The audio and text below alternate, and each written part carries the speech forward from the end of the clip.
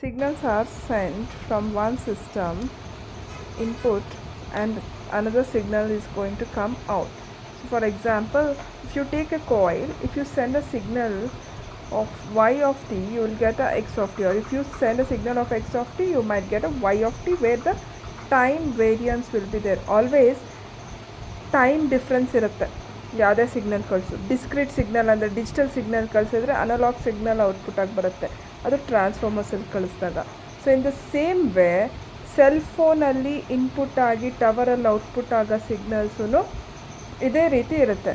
So ಇಲ್ಲಿ ತುಂಬ ವಿಧವಾದ ಸಿಗ್ನಲ್ಸ್ನ ಇನ್ಪುಟ್ ಮಾಡಿ ಔಟ್ಪುಟ್ ಮಾಡೋ ರೀತಿಗಳು ಕಾಣಿಸ್ತಾ ಇದೆ. ಅದರಲ್ಲಿ ನಿನಗೆ ವೇರಿಯನ್ಸಸ್ ಕಾಣಿಸುತ್ತೆ. ಎಲ್ಲಿ ಇದು ಲೀಕ್ ಆಗೋ ಸಿಗ್ನಲ್ಸು ಕಾಣಿಸ್ತಾ ಇದೆ ನೋಡಿ.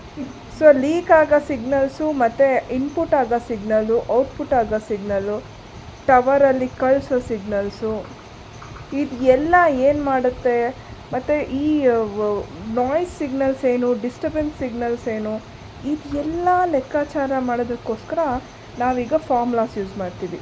ಏನೇನು ಫಾರ್ಮುಲಾಸು? ಫಾರ್ ಎಕ್ಸಾಂಪಲ್ ಈಗ ಝೆಡ್ ಟ್ರಾನ್ಸ್ಫಾರ್ಮರ್ಸ್ ತೊಗೊಳ್ಳೋಣ. So Z transformation is called system.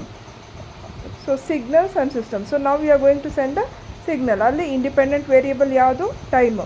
Time ಮಾತ್ರ ವೇರಿ ಆಗ್ತಾ ಇದೆ ನೋಡಿ, ಎಲ್ಲ ಸಿಗ್ನಲ್ಸಲ್ಲೂ ಟೈಮ್ ವೇರಿ ಆಗ್ತಾ ಇದೆ. ಇದೇ ರೀತಿ ಕಂಟಿನ್ಯೂಸ್ ಸಿಗ್ನಲ್ಸ್ ಕಳಿಸಿದ್ರು ಇಲ್ಲ ಡಿಸ್ಕ್ರೀಟ್ ಸಿಗ್ನಲ್ಸ್ ಒಂದೊಂದೇ ನಂಬರ್ ಮೂಲಕ ಕಳಿಸಿದ್ರು ಅದೇ depends on the systems. So ಇದೆಲ್ಲ ಡಿಫ್ರೆನ್ಸ್ ಗೊತ್ತಾಗಲಿ ಅಂತಾನೆ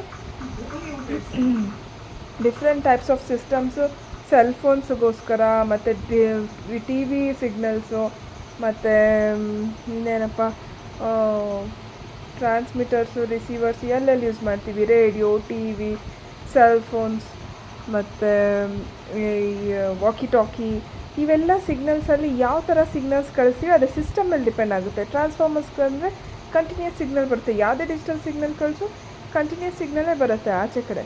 ಸೊ ಅದನ್ನು ಮತ್ತೆ ನಾಯ್ಸ್ ಔಟ್ಪುಟ್ ತೆಗೆದು ನಾವು ಪ್ರಾಪರ್ ಸಿಗ್ನಲ್ನ ಮಾಡ್ತೀವಿ. ಸೊ ಕಳಿಸ್ಬೇಕಾದ್ರೆ ಒಂದು ಸಿಸ್ಟಮ್ ಯೂಸ್ ಮಾಡ್ತೀವಿ, ರಿಸೀವ್ ಮಾಡಬೇಕಾದ್ರೆ ಇನ್ನೊಂದು ಸಿಸ್ಟಮ್ ಯೂಸ್ ಮಾಡ್ತೀವಿ.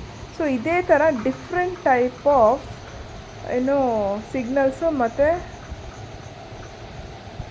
ಇನ್ಪುಟ್ ಮಾಡೋದು ಮತ್ತು ಅದನ್ನು ಔಟ್ಪುಟ್ ಮಾಡೋ ರೀತಿ ಹೇಗೆ ಅನ್ನೋದೇ ಈ ಸಿಗ್ನಲ್ಸ್ ಸಿಸ್ಟಮಲ್ಲಿ ಇರೋದು. ಸೊ ನೆಕ್ಸ್ಟ್ ಇದರಲ್ಲಿ ಝೆಡ್ ಟ್ರಾನ್ಸ್ಫಾರ್ಮರ್ಸ್ ಯೂಸ್ ಮಾಡಿಕೊಂಡು ಫಾರ್ಮುಲಾಸ್ ಹೇಗೆ ರಿಸಾಲ್ವ್ ಆಗಿದೆ ಅನ್ನೋದ್ರ ಬಗ್ಗೆ ಹೇಳ್ತೀನಿ.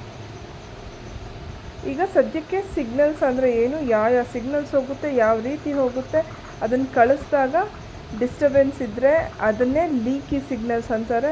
ಅಂದರೆ ಒಂದು ಟ್ಯಾಂಕ್ ಲೀಕ್ ಆಗ್ತಾಯಿದ್ರೆ ಹೇಗಿರುತ್ತೋ ಅದೇ ಥರ ಅದು ಲೀಕ್ ಆಗೋ ಸಿಗ್ನಲ್ಸ್ ಅಂತಾರೆ. ಸೊ ಇದೆಲ್ಲ ಫಾರ್ಮುಲಾಸ್ ಮೂಲಕ ಕ್ಯಾಲ್ಕುಲೇಟ್ ಮಾಡಬೇಕಾಗುತ್ತೆ. ನಾವು ಪ್ರಾಕ್ಟಿಕಲ್ ಆಗಿ ಮಾಡಬೇಕಾದ್ರೆ ಸಿಸ್ಟಮ್ಸ್ರು ಕ್ಯಾಲ್ಕುಲೇಟ್ ಮಾಡಿ ಕರೆಕ್ಟಾಗಿ ಬರ್ತಾ ಇದೆಯಾ ಸಿಗ್ನಲ್ಸ್ ಅಂತ ತಿಳ್ಕೊಂಡ್ರೆ ಗೊತ್ತಾಗುತ್ತೆ. ಸೊ ನೋಡಿ ಇಲ್ಲಿ ಯಾವ ಟೈಮಲ್ಲಿ ಯಾವ ಸಿಗ್ನಲ್ ಕಳಿಸಿದ್ದಾರೆ, ಯಾವ ರೀತಿ ಕಳಿಸಿದ್ದಾರೆ, ಒಂದು ಇಮೇಜ್ ಕಳಿಸಿರೋದು ಸಿಗ್ನಲ್ಸ್ ಸಿಸ್ಟಮಲ್ಲಿ ಬರುತ್ತೆ, ಒಂದು ಇಮೇಜ್ ಕಳಿಸಿರೋದು ಕೂಡ ಸಿಗ್ನಲ್ಸಲ್ಲಿ ಗೊತ್ತಾಗುತ್ತೆ. ಸೊ ಇದೇ ರೀತಿ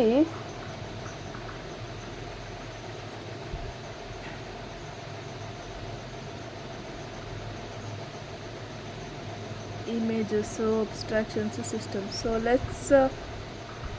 let's move on to Z transformers. Next Z transformers ಬಗ್ಗೆ ನೋಡೋಣಂತೆ. ಸೊ ನೋಡಿ ಇಲ್ಲಿ H1 of t ಮತ್ತು ROT ಆಚೆ ಕಡೆಯಿಂದ ಬರೋದು, R1 of t is a disturbance, leak ಆಗ್ತಿರೋ ಸಿಗ್ನಲ್ಸು, ಅದನ್ನೆಲ್ಲ ಹೇಗೆ ಕ್ಯಾಚ್ ಮಾಡಿಕೊಂಡು ಹೇಗೆ ಅನಲೈಸ್ ಮಾಡ್ತೀರಾ. So that is what the signal. FM AM ನಮ್ಗೆ ಹೇಗಾಗುತ್ತೆ, ಡಿಸ್ಟರ್ಬೆನ್ಸ್ ಇರುತ್ತಲ್ವ ಕೆಲವೊಮ್ಮೆ. ಸೊ ಅದನ್ನೆಲ್ಲ ಹೇಗೆ ನಾವು ರಿಸೀವ್ ಮಾಡ್ತೀವಿ, ಹೇಗೆ ಮಾಡ್ತೀವಿ ಅನ್ನೋದ್ರ ಬಗ್ಗೆ ತಿಳ್ಕೊಳ್ಳೋದೇ signals and systems. So if you literally want to work networks ಬಗ್ಗೆ ವರ್ಕ್ ಮಾಡಬೇಕಂತಿದ್ದೀರಾ, ಇಲ್ಲ ಕಮ್ಯುನಿಕೇಷನ್ ಎಲ್ಲಾದರೂ ಟಿ ವಿ ಸ್ಟೇಷನಲ್ಲಿ ಟೆಕ್ನಿಷಿಯನ್ ಆಗಿ ಕೆಲಸ ಮಾಡಬೇಕಂತಿದ್ದೀರಾ, ಎಲ್ಲೇ ಆಗಲಿ ಆ್ಯಸ್ ಅನ್ ಇಂಜಿನಿಯರ್ ಕೆಲಸ ಮಾಡಬೇಕಂತಿದ್ದೀರಾ ಅಂದರೆ ಇದನ್ನು ತುಂಬ ಇಷ್ಟದಿಂದ ಕಲಿಬೇಕು ಫಸ್ಟ್. Okay, that's it.